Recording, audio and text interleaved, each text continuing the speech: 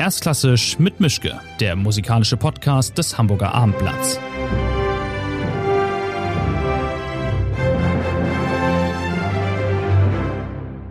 Schönen guten Tag bei der neuen Folge von Erstklassisch mit Mischke. Ich bin heute ambulant unterwegs und auswärts wegen einer Spezialfolge.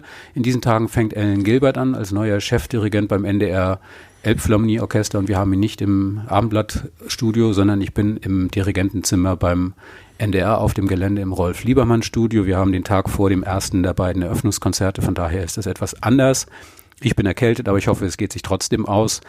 Aber nichtsdestotrotz gibt es eine Menge zu besprechen mit Alan Gilbert, der nun seine Amtszeit anfängt nach ein bisschen Vorlauf und nach viel Aufregung. Also herzlich willkommen erstmal, Herr Gilbert. Vielen Dank, dass Sie hier sind. Very nice of you to be here. Ich habe alles verstanden. Gut. Ich freue mich, hier zu sein. Danke. Okay, super. Ich habe zum Einstieg mir mal gedacht, ich überrasche Sie mit einer Zeile aus einem Lied eines New Yorker Sängers, der im Prinzip ihr Franz Schubert ist, nämlich Frank Sinatra. New York, New York, da heißt es, if you can make it there, you'll make it anywhere.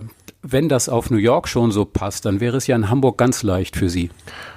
Oh, ich würde nicht so sagen.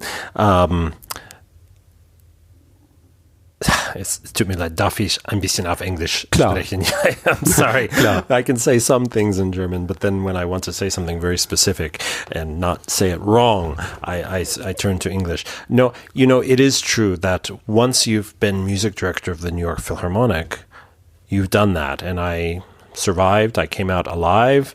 I think it's fair to say. But now it's different. I'm not comparing. Es ist nicht zu vergleichen. I am starting in a new situation here, a city that I know quite well, a city that I love very much. Hamburg is an amazing place.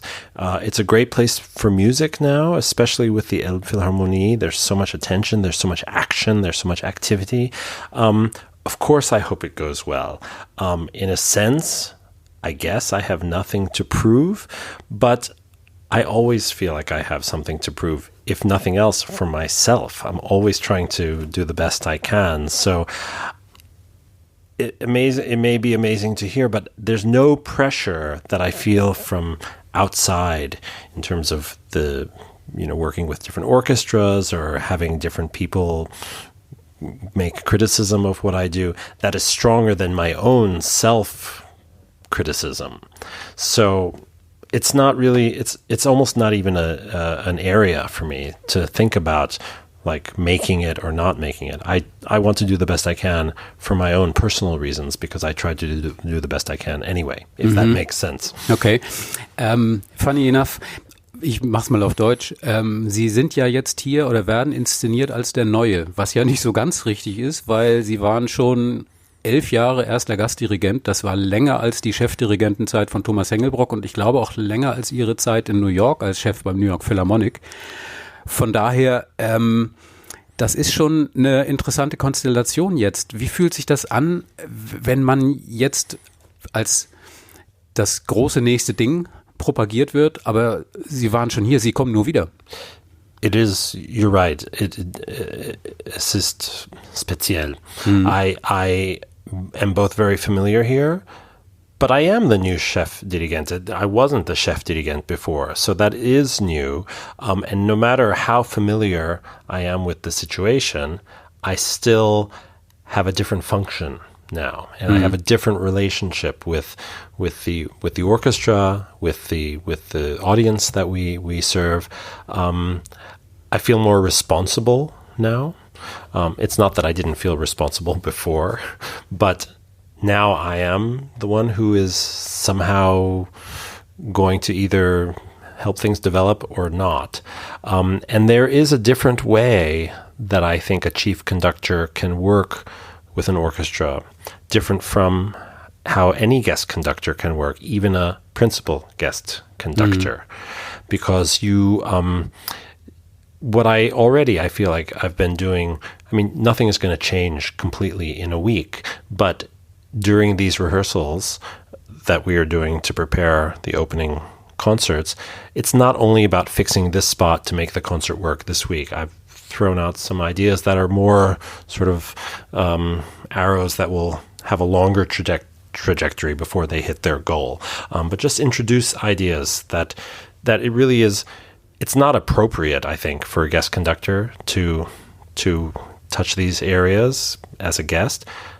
But it's not only appropriate, I think it's essential for a chief conductor to deal with these long-range thoughts about how we think about listening to each other, how we interact, just kind of the way the orchestra exists as an orchestra.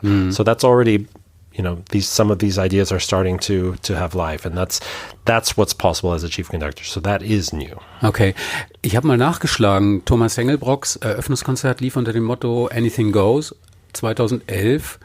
Und das war so ein bisschen speziell auch gehalten. Es gab einen Barockblock mit C.P. Bach, mit Telemann, mit Händel. Dann gab es die Eroica, es gab Stücke von Gershwin und Porter. Das Ganze zog sich, glaube ich, über 3 Tage hin, das Konzert, bis zum Feierabend. Sie haben für Ihr Konzert unter dem Titel Klingt wie Gilbert Brahms Erste, klar, Schunkel, Klassikrepertoire. Also jeder Abonnent wäre sauer und würde seine Karten zurückgeben, wenn es keinen Brahms gäbe. Dann die Uraufführung von Unsuk Chin, Bernstein Erste, ein Stück, was sehr selten gemacht wird, aber Bernstein als ihr Vorgänger bei den New York Philharmonic und überhaupt auch als Amerikaner, klar, ich verstehe das, Ives Unanswered Question und dann die Two Contemplations, noch ein Amerikaner, Varese, Amerik, nochmal Amerika. Das ist schon so ein bisschen ein Zuckerbrot- und Peitsche-Programm. Also am Anfang gibt's den Brahms, damit alle froh sind, und dann wird's ein bisschen hart und anstrengend. You think? Naja, also lohnend, interessant, aber es ist unkonventionell und es ist schon auch eine Herausforderung, das alles zu wollen. Yeah, well, I mean, I guess for me what's unusual about the program is, well, a couple of things. It's very long. There's a lot of music on it. And it starts with the Brahms. To me, that's a strange placement of the Brahms symphony. I've seen programs with Brahms first in the first part. But then you have to know where you're going from there. But that was actually kind of the idea. We talked about many, many different ideas for the opening. And somehow there's a pressure that some people feel to really make a statement. I wasn't so worried about the statement, but I did want to introduce myself and show at least a taste of what my range of interest is. So what exactly is the statement? I'm in Hamburg and I'm an American. No, it's a little bit overly simplistic. I really love Brahms' First Symphony, and there's something that's just so gratifying about the first sounds, and I thought that would be a really nice way to open the concert. I a little bit do want to give the message. I will admit that there is a message that there is a line that goes through music. I don't want to have... I hope people don't see the program as, okay, now we've got the real stuff out of the way. I'm going to show you some unusual things for the second and third parts of the concert. It's all one concert, and it's all part of one line of music. The Bernstein is, sure, he was my predecessor in New York. He was a great conductor and has many wonderful pieces that he composed. There was a little bit of a personal poetry behind that choice. That was also on the very first program that I conducted ever with the NDR Symphony Orchestra back in 2001. That was one of the pieces on that very first program I did. I think there was Ravel, Rhapsody Espagnole, maybe, and Ives. I think it was a kind of an American-leaning program. I haven't really ever wanted to present myself as an American conductor. I'm proud of the fact that I'm an American conductor, but that's not really a thing. It's not something that I felt has ever been necessary to exaggerate or emphasize. But the Bernstein seemed like it's also a first symphony, like the Brahms. Amérique is not an American piece. It's a piece kind of about what Varese thought about America. It's pretty much as far away from Brahms as you can get in terms of musical sensibility and style, but it's still in the tradition of music. You can make connections, certainly to the Rite of Spring. It's obviously an homage to the Rite of Spring, and he took the Rite of Spring, which is already over the top and as glamorous as you could ever want a piece to be, but he takes it even one step further. It's as if the Bride of Spring is Le Sacre du Printemps is on steroids or something. There's a lot of very expressive French harmony and color. Bernstein was also affected by that. I also think that Unzug is absolutely in the tradition of this kind of Western orchestral tradition. She I think quite cleverly has incorporated elements from the other pieces on the program in her piece, which was written for this occasion. I mean, she's a very brilliant woman, and she knows the repertoire very well. So there is something that kind of ties it all together. The Ives, I think, happens to be one of the great pieces. Forget American pieces, certainly one of the great American pieces, but it is a deeply philosophical utterance. And I a little bit think of this opening as an unanswered question. We'll see where we go. What is going to happen? We don't know. Let's see. Das Leitmotiv beim frühen Star Trek-Universum war immer to boldly go where no one's gone before. Was haben Sie mit dem Orchester vor? Was wollen Sie erreichen, was Ihre Vorgänger nicht erreicht, nicht geschafft oder nicht gewollt haben? I mean, you frame the question in a way that sounds as if there's some sort of comparison that I'm consciously trying to make. It's not that way at all. And I can't even say what he wanted to do or what he achieved and what he didn't achieve. I know how the orchestra is now. I know how it feels when I work with the orchestra. I would like to make it possible for the people around the orchestra, including the orchestra, to enjoy and experience music as richly as possible. I love music. Music has really made my life wonderful and rich. And I think that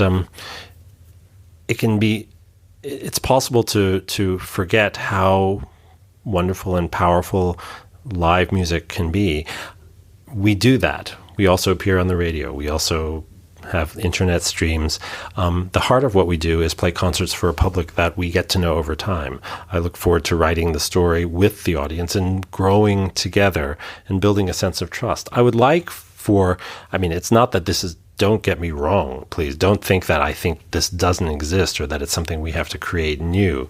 It's absolutely not the case that it's going where nobody has gone before, because a lot of people have had similar ambitions. But I do think that building up a trust with the audience is something that takes time, and they'll have to get to know me as someone who is driving a lot of the repertoire choices, the choice of what we do. And they will have to start to know what makes me excited and what makes me tick as a musician. Ultimately, if we can achieve the situation in which people will come to hear me working with the Elbphilharmonie Orchestra, no matter what we're playing, just because we're playing it, that should be enough. If they see, okay, Gilbert in the Elbphilharmonie or a guest conductor in the Elbphilharmonie Orchestra are playing, we should go hear it. We always find something exciting about the concerts, whether they like the music or even know the music. That would be great. And that's a question of building up trust over time. And so it's fun to actually get to know people. It's actually, and feel that it's kind of a relationship with the city in a way. Vor ein paar Tagen hat Ihr Kollege Petrenko in Berlin angefangen, seinen Job in der Berliner Philharmonie als Chefdirigent, Beethoven 9. und vorher Berg, die Lulu-Suite. Ich war da, es war ein tolles Konzert. Ja, cool. Die haben da ja unglaublich auf die Sahne gehauen. Die haben, glaube ich, in 150 Kinos übertragen. Es gab den Livestream. Es gab natürlich die ganze Awareness vorher. Petrenko fängt an, Berliner Philharmoniker, neue Ära und so. Sind Sie da, dann gab es das Konzert am Brandenburger Tor am nächsten Tag, über 30.000 Menschen. That's great. Ein Wahnsinn. So cool. Wären Sie dann neidisch, dass Sie sich denken, verdammt, sowas würde ich auch gerne mal machen. Sie hatten in New York sicherlich auch viele große Open-Air-Geschichten. Sie haben im Central Park gespielt, Sie haben Ihre eigenen Konzertreihen da gehabt. Aber nichtsdestotrotz, haben Sie das Gefühl, dass diese Art Event immer wichtiger wird, um Klassik an eine große Menge Menschen zu bringen? I mean, it's nice to see other orchestras and other conductors doing things really well and obviously showing huge excitement and passion for what they do. I love Kirill. He's an amazing, amazing musician and one of the people I admire the most. And I'm happy that it's going so well and that the orchestra, they love him so much. I wish I could have been there. It sounds like it was an amazing event. That's especially the Brandenburger Tor. That's I mean, what a great thing to connect with the city that way. We're doing it a different way. I don't think there's a right answer of how to do things, and we're not trying to be them, and they're not trying to be us. It's every situation is different.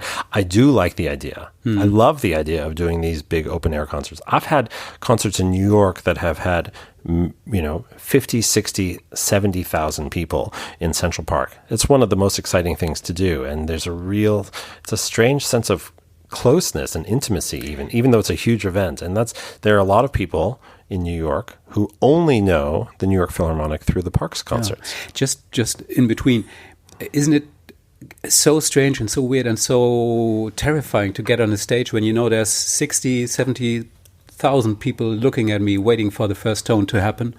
No, it's not. It's no different, actually. It really... What? Really? Yeah. So you're absolutely free of any sort of stage fright and... Not worse than another normal concert in a hall. Huh. Okay. No, it's really true. I mean, it really doesn't change what we do. No, on the contrary, if anything, it's a very comfortable, relaxed feeling there. I'm not just saying this. It's just there can be, if I were doing a concert in front of one person who I really worried about what they thought of me, I could be much more nervous than for a concert. Ihre Eltern, for example. They're here this week, so I'm happy but I don't get nervous. They've seen me conduct hundreds of concerts, so it's, at first I thought about it more, but now, I mean, come on. How many concerts did it take for them to be satisfied? You'll have to ask them that question. Okay. I think I will change the subject just a moment to parents and parenting and growing up and getting a background as a music student. I think the example of my parents was a really positive one because they were incredibly serious about their jobs. They loved their job. They worked hard. They prepared, and they were not bitter in any way. I never heard them come home and bitch about the job. Nur for the record, Ihre Eltern waren beide bei der New York Philharmonic im Orchester. Yeah, I should have said that. My parents, I grew up around the New York Philharmonic. My parents are both violinists, but they were both in the New York Philharmonic. So my whole childhood, I was experiencing the New York Philharmonic as a member of the public, but also as somebody who was kind of inside the family because my parents were both there, and we would go on tour with them, and I knew everybody in the orchestra. I got to know Zubin Mehta backstage, and so we were kind of we were called orchestra brats, all the kids of the musicians. But what I saw was, I think, a really good example of an orchestra musician. They were not cynical. They were not complaining just for the sake of complaining. They were not feeling resentful of their job. But at the same time, my parents have incredibly high standards. Ich hätte ja gedacht, dass Ihre Eltern irgendwann mal gesagt hätten, Musik studieren, Orchestermusiker werden, okay, wir wissen, was das ist okay. Aber Dirigent werden, mein Kind will Dirigent werden, er will auf die andere Seite zu dem natürlichen Feind von Orchestermusikern. It's not quite like that because actually my father is a very good conductor himself. Oh, okay. And he still performs as a conductor. He does concerts in different places, and he has concerts in Japan and in Mexico, and he teaches conducting, and he was an important teacher for me. So it's not as if it was completely on the other side. Okay. And my mother also comes from Japan, and one of the main teachers was Hideo Saito. I don't know if you've heard that name. He was the founder of the Toho Music School, which for a long time was the only classical music school in Japan. Now it's one of the prominent schools still. There are many, obviously. But Hideo Saito was a cellist and a conductor himself, and he taught everybody in the school, not just Seiji Ozawa, who was one of his very first conducting students. I mean, it's an amazing achievement if you think about it. Seiji Ozawa was one of the first people to train as a conductor solely in Japan, and he became one of the most important conductors in the world, and that was because of Saito. But everybody, even the violinists, including my mother, learned the basics of conducting. So when my mom imitates conductors or shows a gesture that she thinks would be useful for a conductor. It's so on the point what she does. So she's quite aware of conducting as well. So it wasn't exactly that they were violinists and they saw conductors on the other side. Gab es jemals einen Plan B in Ihrem Leben? Also es ist schwierig, wenn man in einem Haushalt groß wird, in dem der so von Musik bestimmt ist, aber hatten Sie auch mal vielleicht vor, was anderes, Ordentliches, regular zu werden? Yeah, no, I mean, I hope it's okay that I just keep going in English. I can talk like a waterfall in English, and if in German I'm like, oh, what am I? Because ich bin Perfektionist. Ich hasse Fehler zu machen und ich mache viele Fehler auf Deutsch und das tut weh für mich. Ach, das geht vorbei. Das ist auch, das läuft. Ich habe schon ganz andere. Ja, es ist sehr wichtig, nur wagen. Ich weiß das. Und ich spreche Französisch und Italienisch und Japanisch und Schwedisch. Es ist nicht so schlecht für einen Amerikaner. Okay, but if you switch to English, I'd be the one having the pain. So we'll keep it as no, but you studied English, no? Yeah, but that's been a long time ago. So but your English is excellent. So anyway, I say this in English. But no, I was never. My parents were never the kind of stage parents who said you must do this, practice. In a way, I wish I'd practiced more. I still play violin, but I never really practiced the violin so much. I can play the violin and I perform still. My sister is a really good violinist. She's concertmaster of the Orchestre National de Lyon. But we were always encouraged to do different things and be interested in different things. I thought for a while that I might be a doctor. I had a friend who was a surgeon, and he let me come into the operating room and watch from inside the room when he would cut people open. And then you just fell under the table and were unconscious? You know, it was fascinating. I'll tell you what was difficult, and I hope this is okay for people to listen to. What was difficult was when they were closing up the people after the surgery, and you have to cauterize the veins inside, which means to burn them closed so that they don't keep bleeding. The smell of burning flesh, that really made me feel sick because it smells like cooking meat, and that was a little bit disgusting. But I got used to it because I saw quite a few operations. He was a oncologist, a cancer doctor, and so I saw him remove tumors, and it was quite fascinating. But it wasn't for me. Okay. I stayed with music. But you asked about a plan B. I mean, I can't say that violin playing is a plan B because I'm a professional violinist. I played in the Philadelphia Orchestra for basically full time for 2 years. So I can play.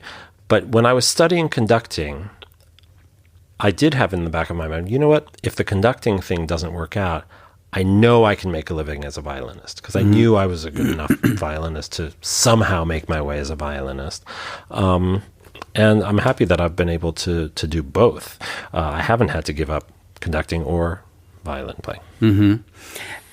Ich würde gerne mal noch einen kurzen Dreh finden, nochmal zurück zu dem Job hier als Chefdirigent beim NDR Orchester. Jetzt, wenn Sie anfangen, fängt auch die Phase an, in der Konzerte generell nicht mehr so schnell komplett automatisch sold out sind, wie es mal der Fall war. Also der Druck, der auf Sie jetzt zukommt, wird größer im Zweifelsfall. Es ist nicht so, dass Sie jetzt in leere Reihen gucken werden auf absehbare Zeit, aber jetzt fängt die Zeit an in der Lebensphase der Elbphilharmonie, wo man sich auch noch mehr über Programme Gedanken machen muss, weil es nicht mehr zu 130% automatisch ausverkauft ist, sondern vielleicht nur noch zu 95%. Ist dieser Druck angenehm oder unangenehm oder freuen Sie sich richtig gehend darauf, jetzt sagen zu müssen, jetzt kommt es auch mal drauf an, wir müssen nicht nur spielen, wir müssen auch noch das Richtige spielen und wir müssen es auch noch möglichst gut spielen? Well, I think we always have felt the pressure to play as well as possible. I've spoken with the people at the orchestra here and also with Christoph Liebenzeuther. And it's true that not everything is automatically selling out now. I actually... I haven't done many concerts here over the last couple of years, but I never was really thinking, I wouldn't have been thinking anyway about just doing anything because everything automatically sold out. That's not the way I would have thought anyway. So I always try to think of programs that I actually think are worth playing, that are important for the orchestra to play, and that audiences will be able to connect with and enjoy. We have to keep doing that. I think it's important to do a range of music, so not just the obvious standards. There's something that I call the bolero effect. I have nothing against bolero, but I use that as an example of programming that you sometimes see in which some challenging, unusual, unknown piece might appear in the first half, but then they have bolero at the end of the concert, and it's pretty clear that they're thinking, well, if we have this on the program, let's make sure that we have something that people will definitely love and come to hear. I have nothing against bolero, as I said, but the message that I think can be transmitted with that kind of programming is that the orchestras don't necessarily actually believe in the so-called weird music that they're programming. They think that it needs sweetening or compensation. I think that hopefully every piece you present will be presented not out of a sense of duty, but because you really want to present the music. When you have a new piece, and especially when you have a commission, there's no way to know what it's going to be like. And it's just a question of percentages. Not every new piece is going to be a masterpiece.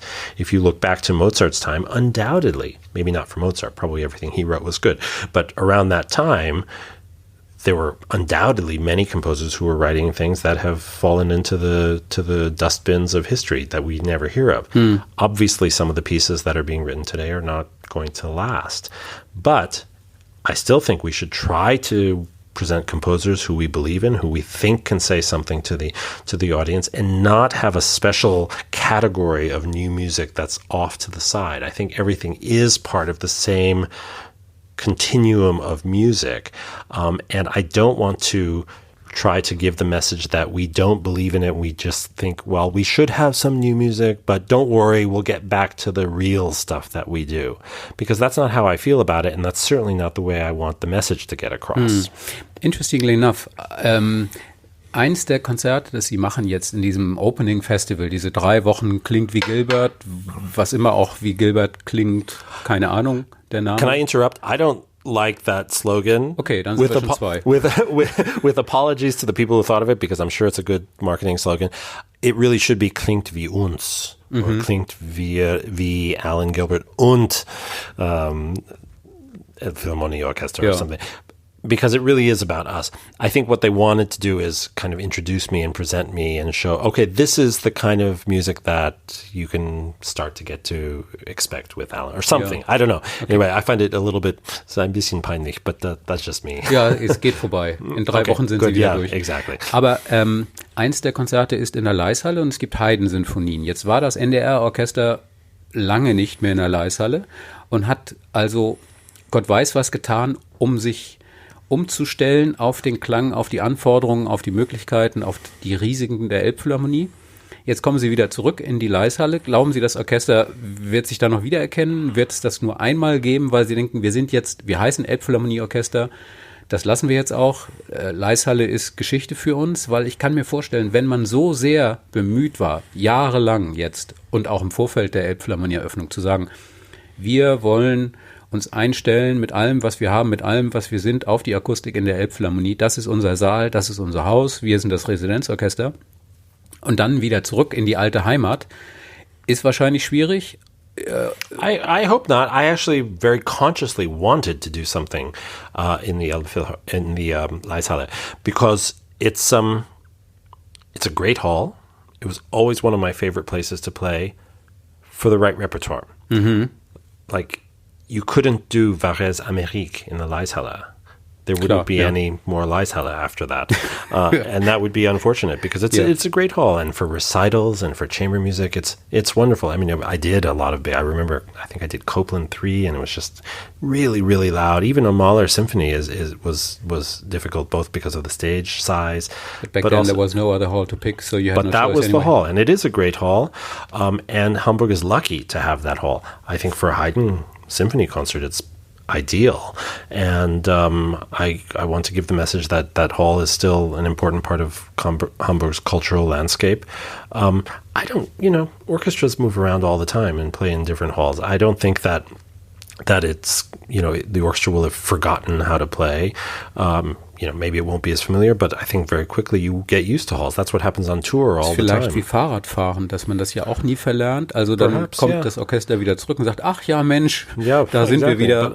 But also orchestras play in different halls on tour. You can play in 5 different halls in a week, and somehow you have to make it work. I took it very seriously once when I was speaking to, I remember, I'll never forget, it was the conversation I was having with the principal bassoon player in the San Francisco Symphony.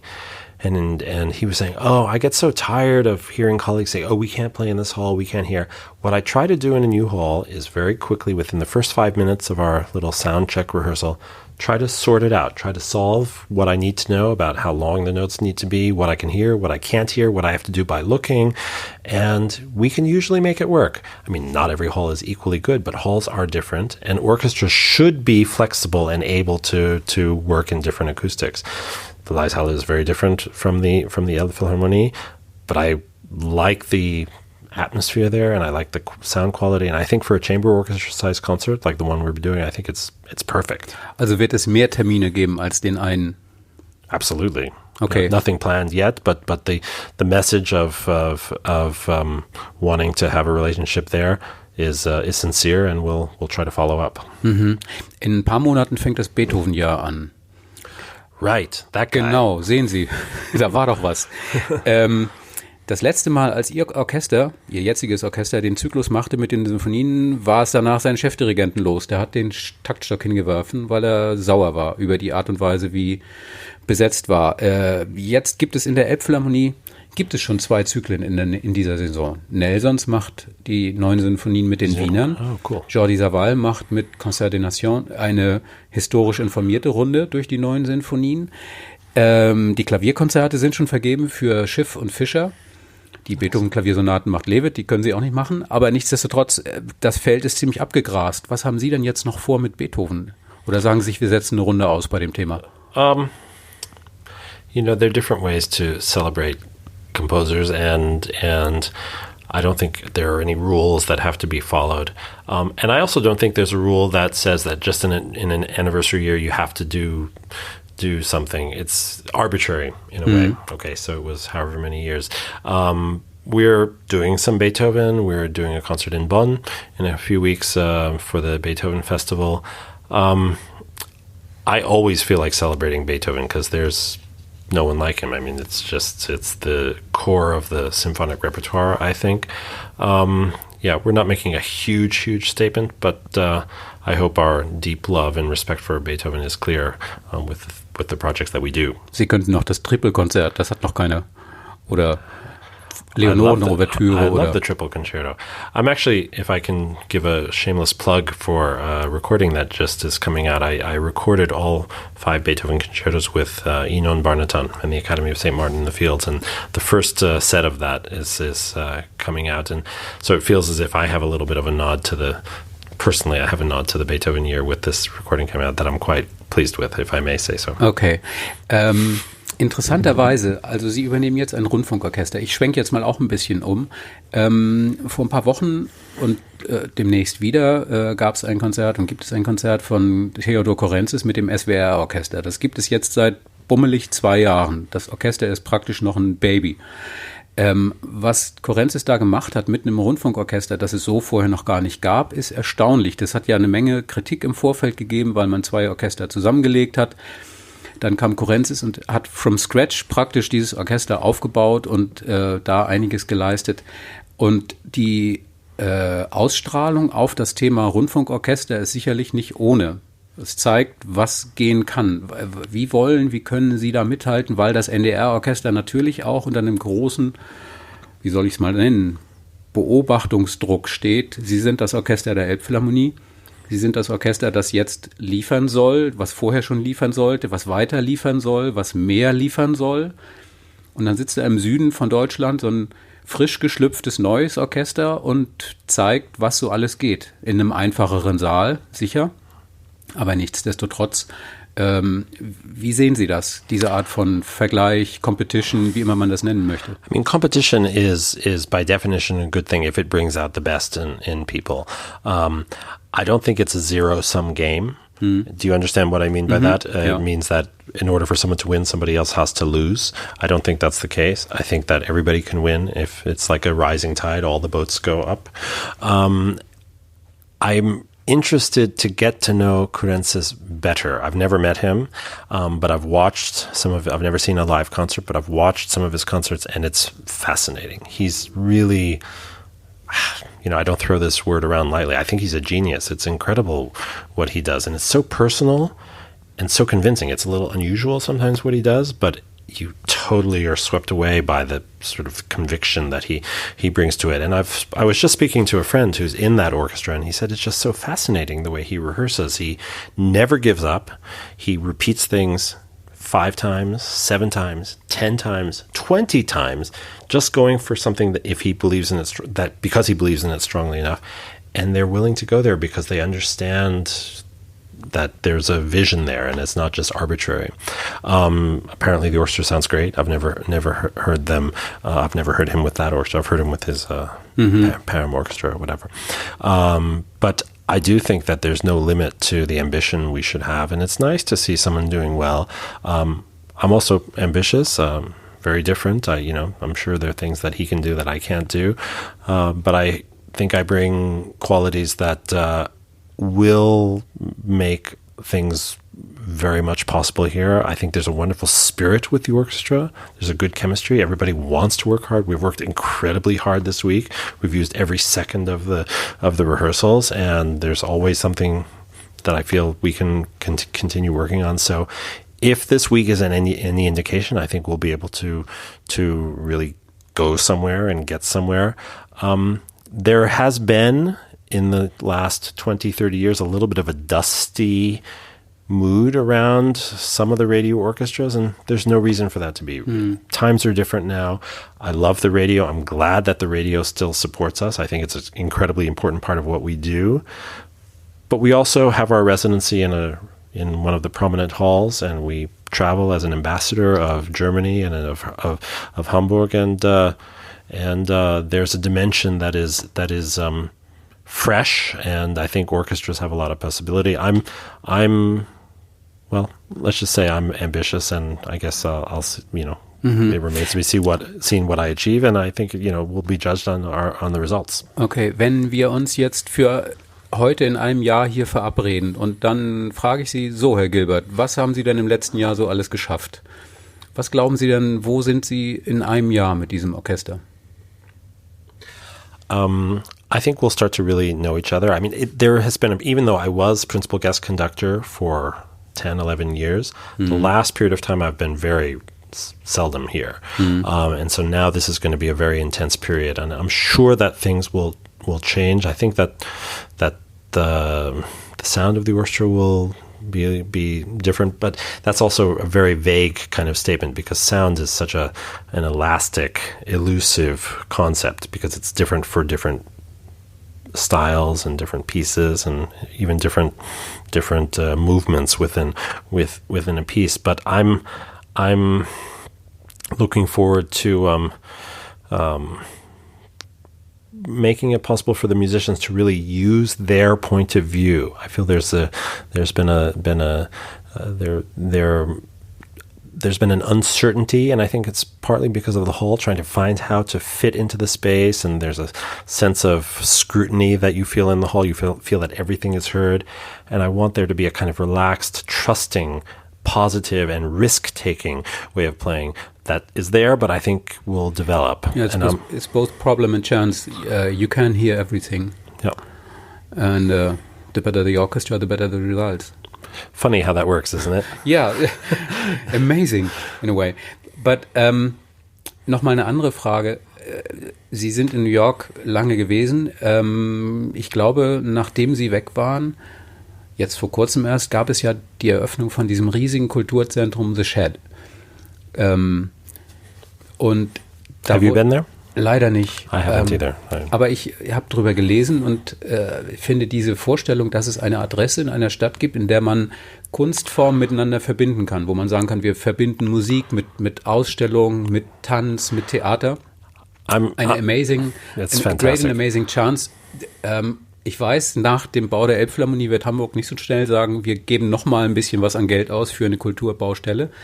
Aber trotzdem glauben Sie nicht, dass diese Denkweise zu sagen, wir hören jetzt mal auf mit, hier ist Musik, hier ist Theater, hier ist Kunst und zwischen allem sind große, dicke Mauern und wir gucken nicht drüber? I'm sad that I missed the chance while I was music director to experience and to exploit the possibilities of a place like the Shed because it wasn't yet built.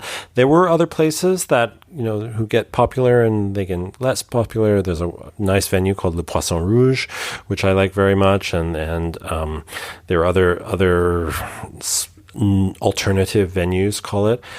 We're looking for places here. I tried very hard in New York to break down these barriers and to create connections between different genres of art, visual art. I had a kind of talk show that I hosted in New York, and we did I think 2 or 3 of them in collaboration with Lincoln Center, and they were post-concert conversations. We set up a sofa, and I was the host, and people could come in, and there was an open bar that could come and drink things and have snacks while we were just chatting about whatever. And I would sometimes, we only did it 3 times. I would bring musicians from the concert that I played. I had an actress from a Broadway play come talk. We had movie actors come and talk, and we just talked about the connections. And I think people found it really enjoyable and interesting to show the connections, to talk about music, and just have a casual way to get to know me and some of the other people from the New York Philharmonic. But then they pulled the funding for that, and so there was a management change at Lincoln Center, and suddenly we weren't able to do it. But I like that kind of thing, and when my German gets better, I can start to do hosting things like that here. I'm working on it, I promise. But I do think that there's no reason for there to be these arbitrary walls. And that's also, if I may say, why I've been interested in projects like the one we did in the spring here with Le Grand Macabre, because that is multimedia. That has a dramatic element, it has a visual element, it has a vocal element, it has a musical element. It does bring this kind of Gesamtkunstwerk action and way of approaching things together, and that doesn't only have to be opera, it doesn't only have to be in the concert hall, but we can find other ways to engage with the other art forms, and I think it's important to do. Aber es gibt noch keine Initiative, das hier in Hamburg auch mal an den Start zu stellen und zu sagen, wir müssen irgendeine Adresse finden, wir müssen die Leute ranholen. Wir haben hier einen neuen Kunsthallendirektor, der sagt, hallo, die Kunsthalle ist 150 Jahre alt, das ist alles schön und gut, aber wir müssen jetzt mal neu denken, wir müssen nach vorne denken, wir haben einen neuen NDR-Chefdirigenten, wir haben jede Menge Möglichkeiten, wir haben diesen Image-Schub durch die Elbphilharmonie. Müsste es jetzt nicht eigentlich auch das Next Level dann kommen, um zu sagen, wir versuchen genreübergreifende Konzepte zu machen, wir versuchen Kunstformen miteinander zu verbinden. Warum verdammt nochmal soll in einer Ausstellung von Rothko nicht Morton Feldman laufen? Warum soll in einer Ausstellung über Romantiker im 19. Jahrhundert nicht Schubert-Lieder laufen? Warum soll man sich nicht darüber austauschen? Die Künstler von damals haben ja alle nicht in einem Vakuum gelebt, aber es wird jetzt immer so getrennt, was mich ärgert, dass man sagt, nein, da ist die Musik, da ist das Theater, da ist die Literatur. Es macht natürlich Arbeit. So let's work together. Let's make something happen together, because there's no reason also why there should be this arbitrary division between people who are on your side of the business and the performers. Obviously, you're judging what we do, so that creates a certain kind of formality. But there's no reason why we shouldn't be able to work for the same purpose. Mm-hmm. We all want the same thing. We want arts to flourish. We want people to be able to appreciate all the different arts as well as possible. And it's, I think, wonderful that there is such a thing as criticism, because it gives people hopefully the idea that they can react to things in a personal way. You write your point of view, it's your opinion. People read it, they realize, okay, that's what he thought, he's an expert, interesting. I agree with some things, but maybe not others. But in a kind of indirect way, what you do gives people the possibility to have a strong reaction to what they see. And at the end of the day, we all want the same thing. We want music to be great. We want people to be able to enjoy it and appreciate it. Why shouldn't you have a very strong platform in Hamburg? Why shouldn't we be able to say, hey, you know what, we think it's important to break down these barriers. Let's do something together. Let's create a series in a non-traditional space that you host or whatever, and people be like, wow, that's cool. Can you believe it? The performers are working together with the critic. that would be a strong message. Ich komme darauf zurück, aber nochmal eine andere Frage. Ich finde es wirklich interessant.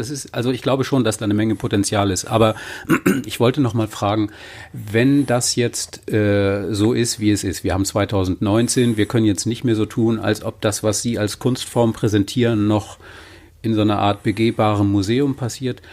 Nur zu dirigieren, auch wenn man möglichst gut dirigiert, ist zu wenig für einen Dirigenten, oder sehen Sie das anders? Manche Dirigenten sagen ja, ich dirigiere, ich komme, ich gehe, fertig. I have unformed thoughts about this. I don't know what the answer is. I have generally tried to make myself available and do things like this podcast, for example. I've tried to make myself available for speaking to the audience, and I think it can help bring people in and break down whatever invisible barrier they may feel exists in this kind of unapproachable mythological status that classical music can have. I think it's been good to show the human side, that we're not just these untouchable mythical creatures on stage. But then I also think that the work somehow should speak for itself. Mr. Kirill Petrenko famously doesn't like to do interviews. It's working well for him. He's very exciting. He's people are thrilled with what he's doing, and he deserves that. It just shows that there are different ways to do things. I'm not comparing myself to him or to anybody else, but I sometimes wonder what is important, and there is the only thing I will say is that there is a practical side. We can't just, put ourselves in this ivory tower and just say, okay, come to us. That doesn't work. But, if you're not going to give interviews, somebody else has to do it. I don't know the answer. But I do want people to realize that what we do is actually something that has not just a connection with real life, everyday life, is fundamentally rooted in real life, in daily life. Also es ist nicht nur Art, sondern es ist auch Politics. Politics is another story. Okay, you're the American. Yeah. I want to be proud of America, and I do love America. I'm not, I've never been an overtly patriotic person. That's not how I've thought about things, because I really feel like I'm a citizen of the world. I have so many international connections. My mother's Japanese. My wife is Swedish. My uncle's married to a French woman. My sister lives in Lyon. Her husband is from India, half Chinese. I mean, there's so many, these divisions are, I think, unimportant. But I have been happy that there's been something, I thought, at the core of what made America great, that was special. The last couple of years have made us all question what really is true and what we can really believe in and what we can take for granted. I hope things swing back around. It's a really shitty time right now, and I'm nervous, and it pains me to say this, but I actually do feel happy to be based in Europe for the time being, and I have nothing against the States, and I go there regularly, but it's a tough time now. It's a really tough time. That will require another podcast, though. We can talk about that with pleasure some other time. Gut, nur zum Abschluss nochmal. Bei Ihrer Vorstellung haben Sie gesagt, I welcome the challenge, als der NDR Sie vorstellte als den nächsten Chefdirigenten. Sehen Sie das noch so, oder fängt jetzt doch langsam die Phase an, wo Sie denken, auweih, ich muss arbeiten, jetzt wird's hart? I've never been afraid of working hard, and I love to work hard. I think it is a challenge. I think that the whole scene in Hamburg is so different now. It really is a new era. The Elbphilharmonie has a lot to do with it. The fact is that it used to be nice for an orchestra on tour to stop in Hamburg, but it wasn't a necessity. It wasn't by definition that orchestras on tour, even in Northern Europe, would necessarily stop in Hamburg. Now, I think it's pretty much a must stop for any orchestra that wants to have a major international touring presence. So the access that people in Hamburg have to orchestra concerts and top soloists is so so rich and so available. There is an implicit challenge for any orchestra that is resident here, because there is, I said it's not a zero-sum game, but people will necessarily notice what you said, the better orchestras sound better. And so it's good to have that challenge. I do welcome the challenge. I mean, I've conducted one of the best orchestras in the world, so it's not a new area for me, but I do think that a priori it's a good thing that there's so much wonderful music happening in Hamburg, and I'm proud to be part of it. Okay, vielen Dank. See you in concert. Thank you very much. What a pleasure. Thank you.